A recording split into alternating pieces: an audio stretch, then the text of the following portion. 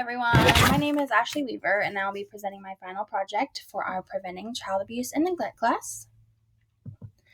The problem that I plan to identify here is the incredibly high rates of child abuse and neglect in the United States. The solutions that I will present for this problem is the use of child abuse prediction testing as well as family nurturing programs. I would also like to add that these aren't solutions for the entire problem.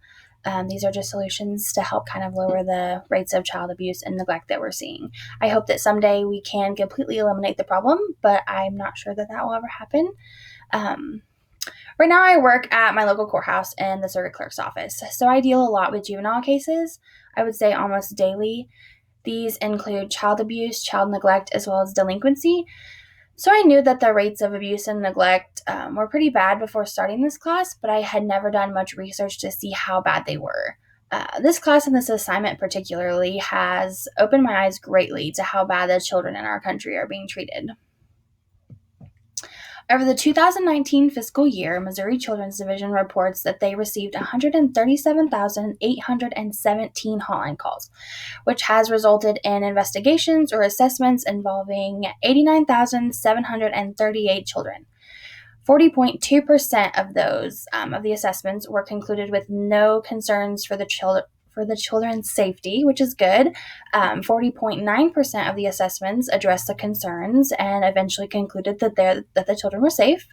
6.2 resulted in opening a family-centered services case or an alternative care case, which was roughly 3,939 children. And then 5% resulted in providing services for children, which estimates to about 2,957 children. And then if you look over here on the right, there is two graphs. The top one here is the type of child abuse neglect reporters during 2019. And then the bottom is the conclusions of the cases, like whether they were investigations, juvenile assessments, things like that. Maybe. Okay. And then the Children's Division 2019 report also indicates that there were 45 children who died as a result of child abuse or neglect. 71.1% were from neglect, and then 37.8% were from physical abuse. And then I found an empirical study which was conducted on 267 child deaths that were associated with abuse or neglect. Over 75% of the families in this study had never even come into contact with the state's child protective services. I mean, they were never brought to the attention. They never even showed any indication that there was abuse, at least not in front of a mandated reporter. So I think that those rates are really sad to see that 75% of those families never were even brought to the attention of the state. I think that shows just how bad our issue is. We're not being on the lookout for child abuse, and if you do see it, a lot of the times you're like, oh, well, I should mind my own business. So that just really is not a good thing for our child abuse rates, and I hope that we can lower that substantially over the next few years. And then Missouri Children's Division also reported that there were 95,685 allegations against natural parents. And then of these allegations, 3,611 were substantiated. That is a huge amount. I mean, that's just in the state of Missouri. That's not even, the entire United States. So that's really bad. I think that this really indicates that parents are the most frequent abusers. Child abuse is frequently associated with a history of criminal behavior, drug use, unemployment, alcohol-related issues, and a number of other things. As you can tell, child abuse is a huge issue, not just in Missouri. I mean, it's all over the world. And there's also been researchers who are trying to figure out ways to cut down our child abuse rates. And I might botch some of these names. Angela Bagel, Jean Dumas, and Rochelle Hansen decided to take matters into their own hands when they began their empirical investigation on how to predict a parent's potential to abuse their children. They started their research with 610 participants. 556 of those were mothers. 44 were fathers or father figures. They were all between the ages of 17 and 63, and they had at least one child between the ages of 3 and 6. To measure the parent's potential to abuse, they used what's called the Child Abuse Potential Inventory. was a 160 question test that has 10 standard scales and 2 special scales. This test only takes about 15 minutes and is really easy to use and score.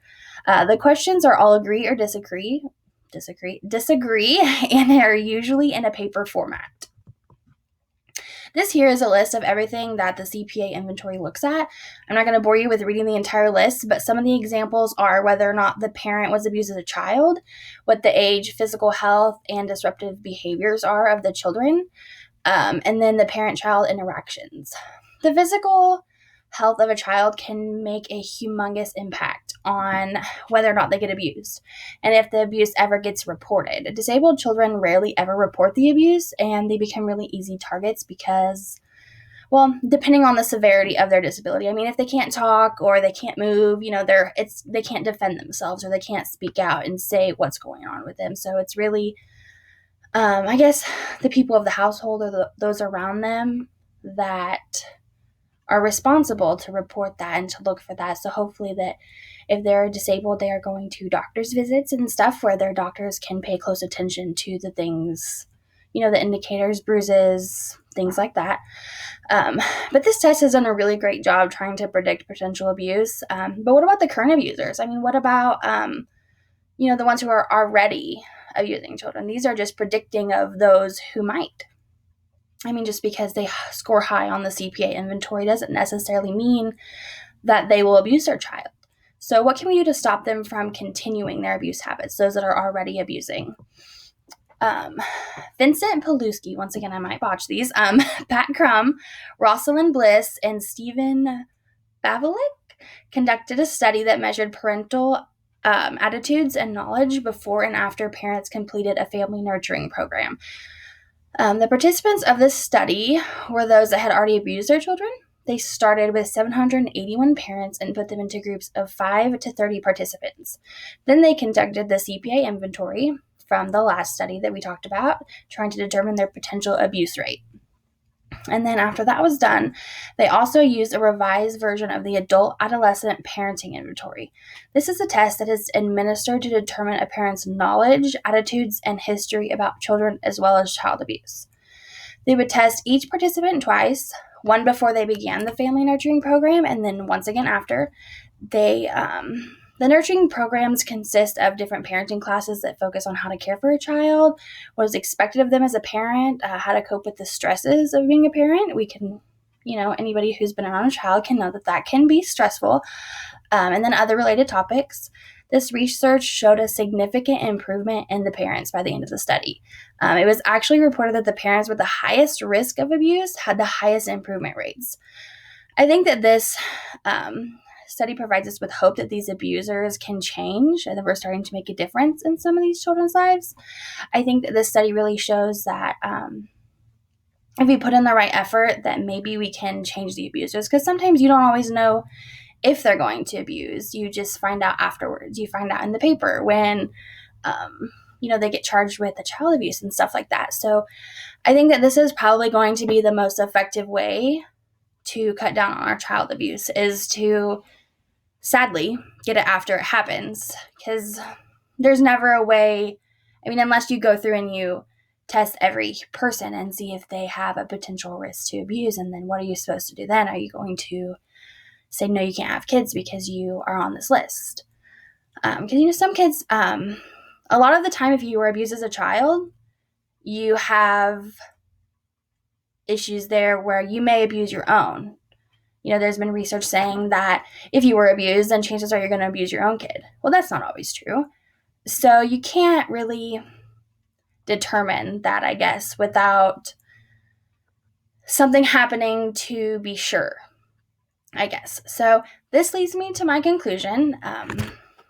I hope that everybody enjoyed this presentation, and please remember that you can always be a part of the change. There are so many things that you can do to get involved and to help these kids, whether it's just helping out at the women's shelter with women and children who have been abused, who are trying to get out and things like that. You can also become a court-appointed special advocate. That's a huge thing that you can do. Here in Grundy County, we have what's called the CASA. That's short for the court-appointed special advocate.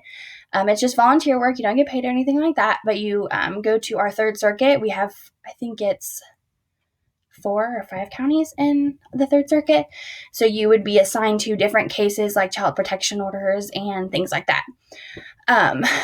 So just get out there and do the things that you can to help those around you. I mean, as much as you can, do what you can when you can. I hope that you all have an amazing summer, and thanks for watching.